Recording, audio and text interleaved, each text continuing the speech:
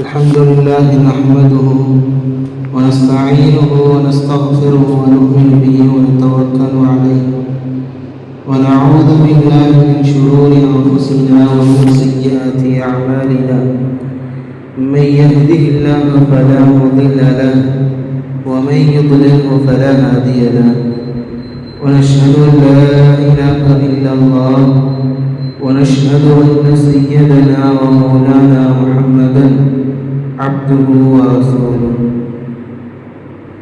أما بعد فقد قال الله سبحانه وتعالى في كلامه القديم وفي القرآن المجيد أعوذ بالله من الشيطان الرجيم بسم الله الرحمن الرحيم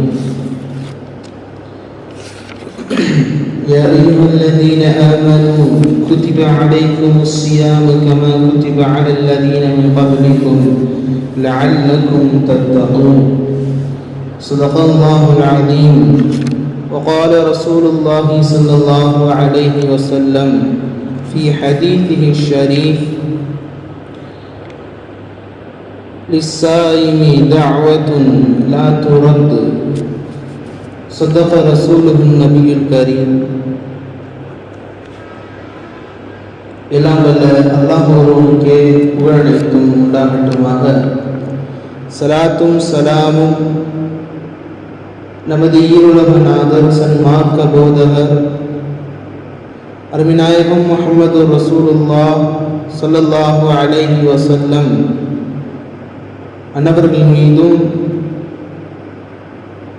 அனலாரின் உத்தம சத்திய சஹாபாக்கள் தாபிஈன்கள் தபா தாபீன்கள்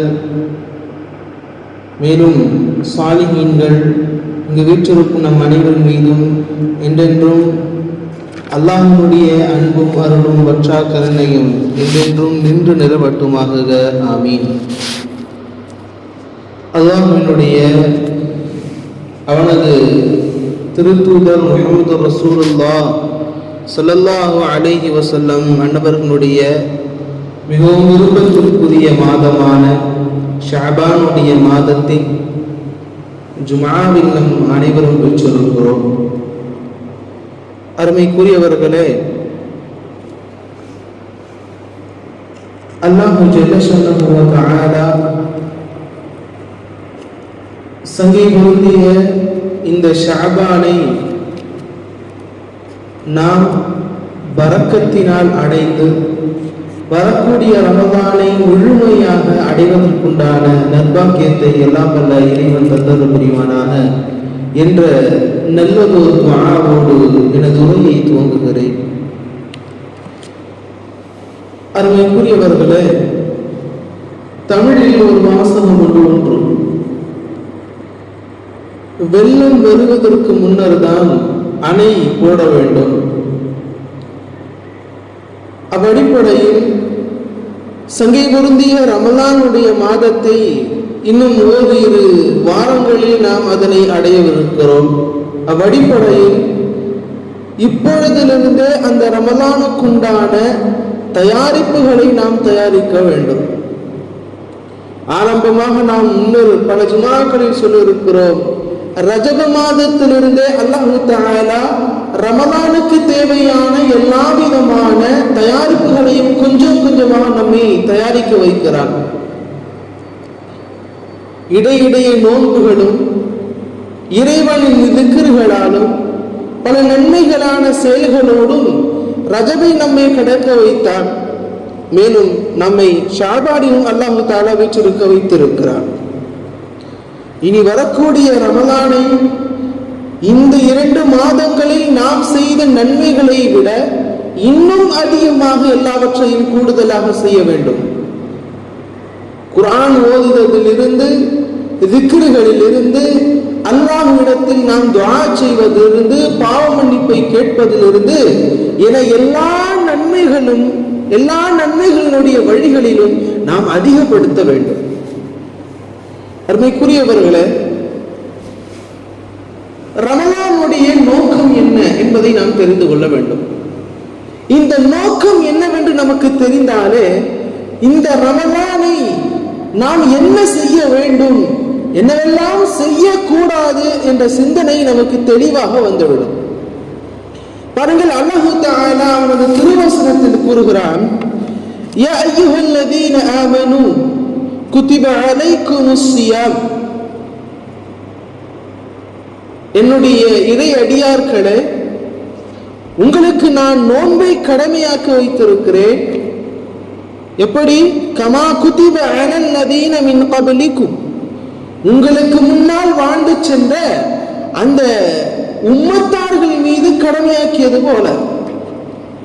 கடந்த உம்மத்தார்கள் ஆதம் அலைஹிஸ்ஸலாம் மன்னவர்களுக்கு பின்னர் இருந்தே ஏராளமான நபிமார்களுடைய உம்மத்தார்களும் நபிமார்களும் நோன்பு நோற்றார்கள் என்ற அந்த வரலாறுகளும் உண்டு. எனவே முந்தைய சமுதாயத்தினர் கொண்ட நோன்பை போல உங்களுக்கும் நாங்கள் நோன்பை கொடுத்திருக்கிறோம். ஏன்?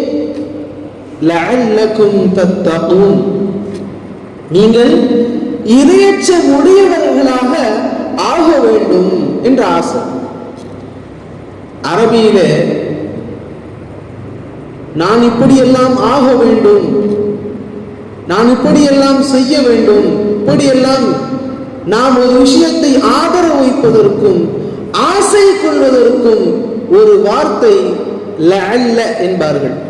லஅல்ல என்பது இந்த ஆயத்தில் குறிப்பிடப்பட்டுள்ள லஅல்ல என்ற அந்த வார்த்தைக்கு பொருள் என்னவென்றால் ஆதரவு வைப்பது, ஆசை கொள்வது. எப்படி அல்லாஹ் தஆலா நம்முடைய தாய்மார்களை விட 70 மடங்கு பாசத்திற்குரியவனாக இருக்கிறான் என்பதை பார்க்க வேண்டும்.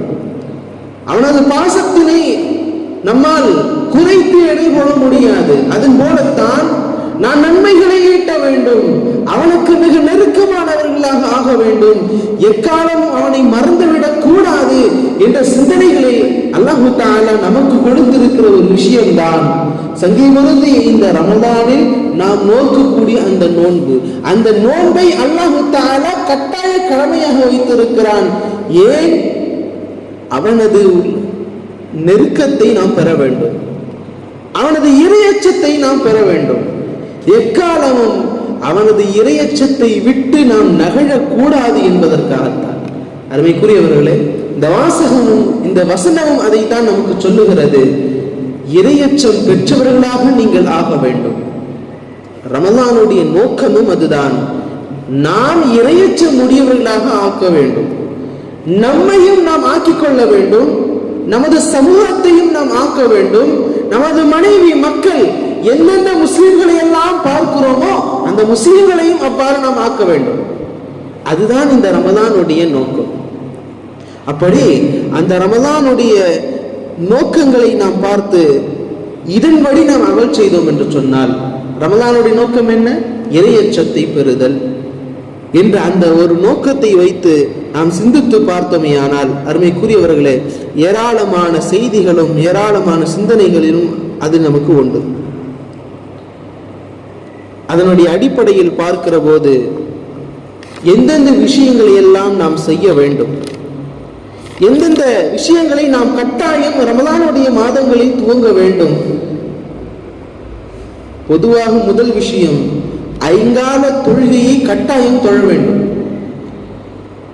அல்லாஹ் நமக்கு அதனை வலியுறுத்தி கூறியிருக்கிறான். ரமலான் மட்டுமல்ல, மற்ற எல்லா நேரங்களிலும் சில நபர்கள் உண்டு, குறிப்பாக ரமலானில் மட்டும் தொழுதல், பிற மாதங்களில் தொழாமல் இருத்தல். அப்படி அல்ல, எல்லா மாதங்களிலும் தொழ வேண்டும். ரமலானுக்கு மிகவும் நாம் முக்கியத்துவம் தர வேண்டும். எனவேதான் ரமலானுடைய மாதங்களில் ஒரு தொழுகையையும் கூட, ஒரு வக்தின் தொழுகையை கூட நாம் கலாவாக்கிவிடக் கூடாது என்ற அந்த நீயத்தை இன்றையிலிருந்தே நாம் வைக்க வேண்டும். ரமலானுடைய மாதத்தில் எந்த ஒரு தொழுகையையும் நாம் கட்டாயம் கலா செய்ய மாட்டோம். அதனுடைய அதாவினுடைய குறிப்பிட்ட நேரத்தில் கட்டாயம் நாம் தொழுவேன் என்ற அந்த நீயத் வேண்டும். நல்ல நீயத் இருந்தால்தான் நமக்கு அல்லாஹு தஆலாவினுடைய அருளும் கிடைக்கும். நம்முடைய எண்ணங்களும் சிந்தனைகளும் இந்த உலகத்தை சார்ந்து மட்டும் இருந்தால் அல்லாஹு தஆலாவினுடைய பார்வையும் சிந்தனையும் நம்ம மீது வராது. அருமைக்குரியவர்களே, நமது உள்ளத்தை சுத்தப்படுத்துவதும் தக்வாவில் ஒன்றுதான்.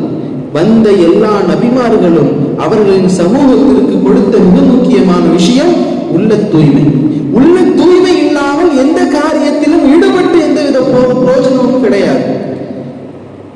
பொதுவாக நாம் சொல்லி இருக்கிறோம், ஒரு கிணறு, அந்த கிணற்றிற்குள்ளே நாயோ பன்றியோ விழுந்து விட்டால் அந்த கிணற்றை இருக்கிற எல்லா தண்ணீரையும் வெளியேற்ற வேண்டும். எல்லா தண்ணீரையும் வெளியேற்றிவிட்டு மீண்டும் அதில் தண்ணீர் நிரம்பி அதை நாம் யூஸ் பண்ணலாமா, அதை நாம் நம்முடைய தேவைக்கு எடுத்துக்கொள்ளலாமா என்றால் அதில் உள்ளே இருக்கிற நஜீஸான நாயையும் பன்றியையும் நாம் வெளியே தூக்கி போடாதவரை அது சுத்தமாகாது. அதுபோலத்தான் நம்முடைய உள்ளமும், நம் உள்ளத்தில் கசடுகளும் தவறான சிந்தனைகளும் நம் உள்ளத்தில் சூழ்ந்து கொண்டிருக்கிற சமயத்தில் 1000 நன்மைகளை கொண்டு போய் நாம் கொடுத்தாலும் அந்த பாவங்கள் நம்முடைய நன்மைகளை கொஞ்சம் கொஞ்சமாக தின்று கொண்டே வரும். நம்முடைய உள்ளத்தை நம்மால் செயல்படுத்த முடியாது. அருமைக்குரியவர்களே, முதல் சிந்தனை, நாம் தொழுகைகளை கட்டாயம் நிறைவேற்றி விட வேண்டும். இரண்டாவதாக, நம்முடைய உள்ளத்தை எப்பொழுதும் பரிசுத்தமாக படித்துக் கொள்ள வேண்டும். இப்பொழுதிலிருந்தே துவங்க வேண்டும். நம்முடைய உள்ளத்தை திக்ருகளால், உள்ளத்தை பரிசுத்தப்படுத்துவதென்றால் என்ன? நம்முடைய திக்ருகளால், அல்லாஹ்வுடைய இஸ்திக்ஃபாரால், அவனுக்கு நாம் செலுத்த வேண்டிய நஃபிலான வணக்கங்கள் 1000 இருக்கின்றன. சதகாக்கள், மேலும் குர்ஆனின் திலாவத்துகள் மிக முக்கியமானவை. அது இன்று எல்லா விதமான நன்மைகளையும் நாம் கொஞ்சம் கொஞ்சமாக நம்முடைய உள்ளத்தில் கொடுத்து கொடுத்து கொடுத்து அந்த உள்ளத்தில் இருக்கிற கருமையையும் கசடுகளையும் நீக்க வேண்டும். திக்ருகள், அல்லாஹ் தஆலா சொல்லுகிறான், மனிதன் இன்று அவன் ஏங்குவதும் மனிதன் ஆசைப்படுவதும் நாம் கொஞ்சம் நேரமாவது நிம்மதியாக இருந்துவிட மாட்டோம். நமக்கு நிம்மதி கிடைக்காதா என்பதுதான் ஒவ்வொரு மனிதனுடைய ஆசை. எவ்வளவு சீமாட்டியாக இருந்தாலும், எவ்வளவு பெரிய பணக்காரர்களாக இருந்தாலும், ஏழையாக இருந்தாலும் அதுதான், நாம் நிம்மதியாக வாழ வேண்டும் இந்த உலகத்தில். அப்படி அந்த நிம்மதிகள் தர வேண்டும் என்றால், நிம்மதியை நாம் பெற வேண்டும் என்றால், அல் குர்ஆன் சொல்லுகிறது, அலா பிதிக்ரில்லாஹி தத்மஇன்னுல் குலூப், அல்லாஹ்வினுடைய திக்ரை கொண்டு மட்டும்தான் உங்களுடைய உள்ளங்களை நீங்கள் நிம்மதி பெற செய்ய முடியும். நம்முடைய கனவுகள் 1000 இருக்கலாம், நம்முடைய உள்ளங்களில் 1000 ஆசைகள் இருக்கலாம். எல்லா ஆசைகளையும் நிறைவேற்றி விட்டோம், நம்முடைய உள்ளம் நிறைவேற்றி விடுமா? கட்டாயம் நிறைவேறிவிடாது. ஏதோ ஒரு சில நாட்களோ, ஒரு சில மாதங்களோ, ஒரு சில வருடங்களோ அந்த ஆசைகளின் மூலம் நம்முடைய உள்ளங்கள் சற்று சந்தோஷமாக இருக்கும். ஆனால் ஏதாவது புறத்தில், ஏதேனும் ஒரு விதத்தில் நமக்கு கஷ்டங்கள் வரும், நமக்கு சோதனைகள் வரும். அப்பொழுது நமக்கு தோன்றுவது என்ன? அல்லாஹ்வுடைய சிந்தனை. அல்லாஹ்விடத்தில் கையேந்துவோம், யா அல்லாஹ், எனக்கு கஷ்டம் வந்து விட்டது. சந்தோஷமாக இருக்கிற நேரத்தில் நாம் மறந்து விடுகிறோம், கஷ்டமாக இருக்கிற நேரத்தில் அல்லாஹ்வை தேடுகிறோம்.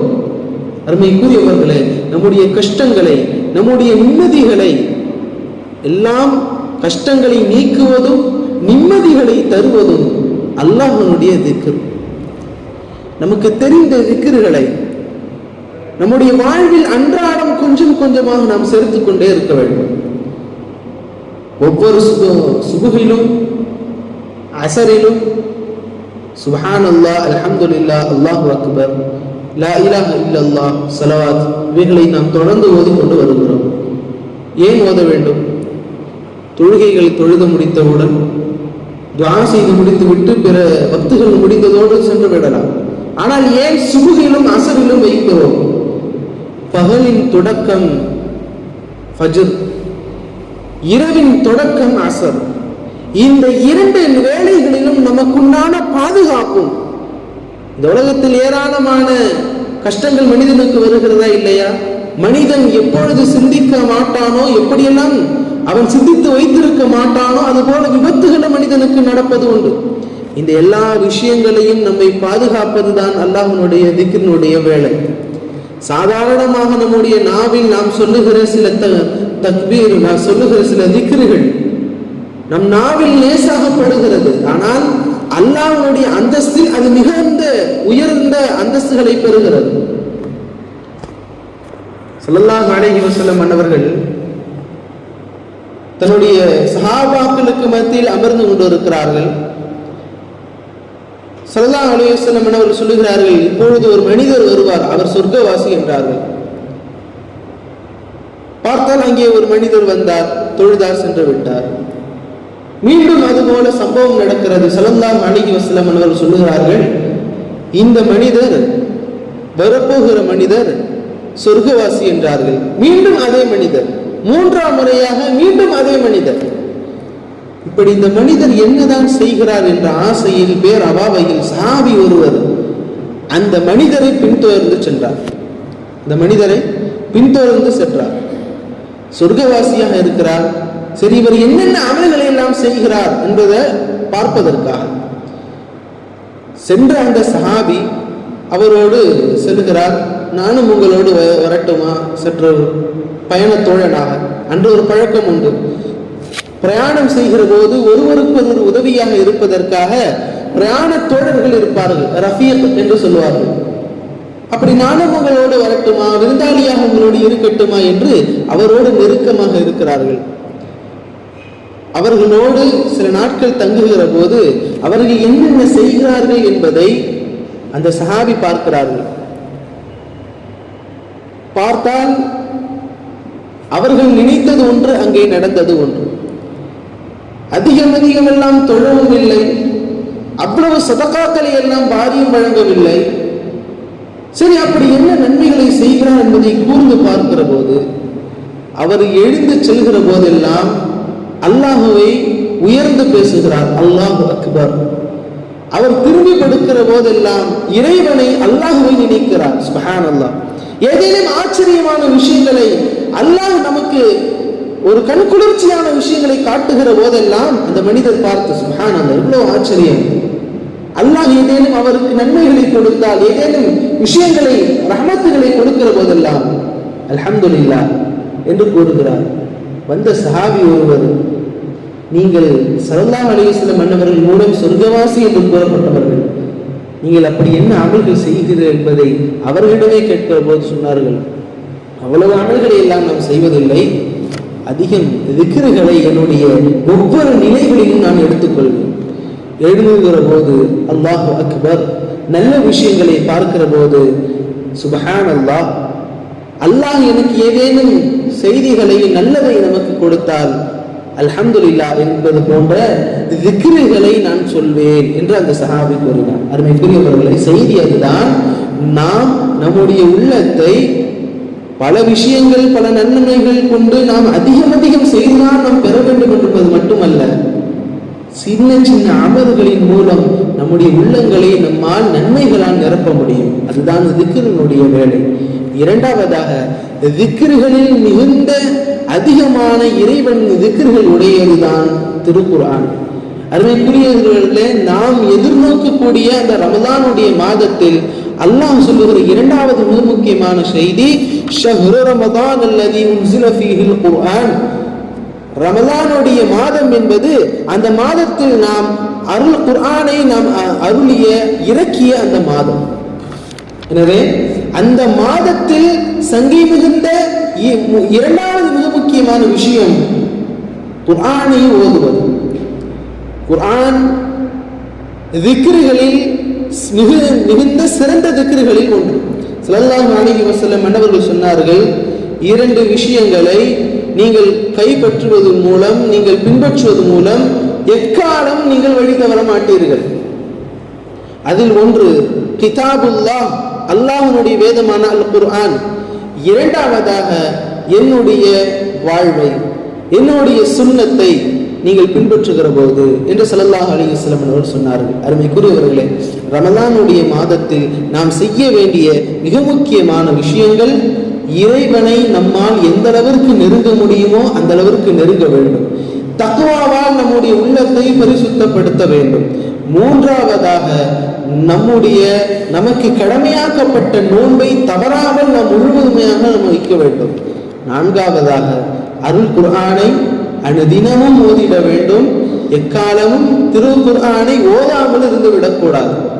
ஒரே ஒரு இறுதியான ஒரு செய்தி, குர்ஆனை ஏன் ஓத வேண்டும் என்றால், ஒருவர் அதிகம் அதிகம் குர்ஆனை ஓதினால் நாளை மௌத்தாகியதற்கு பின்னால் அந்த அவர் ஓதிய அந்த குர்ஆனுடைய ஒளி அந்த மனிதனுடைய நெஞ்சில் இருக்கும். அந்த ரூஹ் எங்கேயெல்லாம் டிராவலாக செல்கிறதோ, எங்கேயெல்லாம் போகிறதோ, அங்கே குர்ஆனினுடைய ஒளியும் வரும், கபரில் ஒளி வரும். குர்ஆனை அதிகமாக ஓதிக்கொண்டிருக்கிற நபர்கள், அந்த நபர்களுக்கு குர்ஆன் கபரில் பாதுகாப்பு தரும். எந்தவித விஷ ஜந்துக்களும் அந்த மனிதனை தீண்டாத அளவிற்கு மலக்குமார்கள் இடத்தில் சிபாரிசு செய்யும். நாளை மறுமையில் அல்லாஹு தஆலா மீசான் தராசில் நம்முடைய நன்மைகளை போடுகிற போது நம்முடைய உள்ளத்தில் இருக்கிற அந்த அல் குர்ஆன் பேசும் அல்லாஹ்விடத்தில், யா அல்லாஹ், என்னை அதிகம் அதிகம் இந்த உலகத்தில் ஓதினார், இவனை நீ சொர்க்கத்தில் செல், சொர்க்கத்தில் நுழைந்து விடு என்று அல்லாஹ்விடத்தில் சிபாரிசு செய்ய அல்லாஹும் அந்த மனிதனை சொர்க்கத்தில் நுழைப்பான். சரி, ஓதவில்லை என்றால் அதே குர்ஆன் நாளை மறுமையில் அல்லாஹ் தஆலாவிடத்தில் கூறும், யா அல்லாஹ், இந்த மனிதன் என்னை ஓதவே இல்லை, இவன் என்னை கண்டு கொள்ளவில்லை, யா அல்லாஹ், இந்த மனிதனுக்கு சொர்க்கத்தை தராதே, நரகத்தில் கொண்டு போய் வீசிவிடு என்று அருள் குர்ஆன் நமக்கு எதிராக நாளை பேசும். நாம் முடிவெடுக்க வேண்டும். நாம் நம்முடைய வாழ்வில் குர்ஆனை ஓத வேண்டுமா வேண்டாமா? குர்ஆனை ஓதியதால் நாம் நன்மைகளை சொல்லிவிட்டோம், தீமைகளையும் சொல்லிவிட்டோம். நாம் அதிகம் அதிகம் ஓதினால் நம்மை நாளை சொர்க்கத்தில் ஈட்டுச் செல்லும். இல்லை என்றால் அல்லாஹ் நம்மை பாதுகாக்க வேண்டும். அருமைக்குரியவர்களை, எல்லாம் வல்ல அல்லாஹ் ஜல்லஷானஹு தஆலா எதிர்நோக்கக்கூடிய ரமலானை முழுமையாக நல்ல முறையில் பயன்படுத்துகிற நல்ல நசீபை நம் அனைவருக்கும் எல்லாம் வல்ல அல்லாஹ் ஜல்லஷானஹு தஆலா தந்தல் புரிவானாக. ஆமீன். வாஹிர தஅவானா அல்ஹம்துலில்லாஹி ரப்பில் ஆலமீன். அஸ்ஸலாமு அலைக்கும் வரஹ்மத்துல்லாஹி தஆலா வபரகாத்துஹு.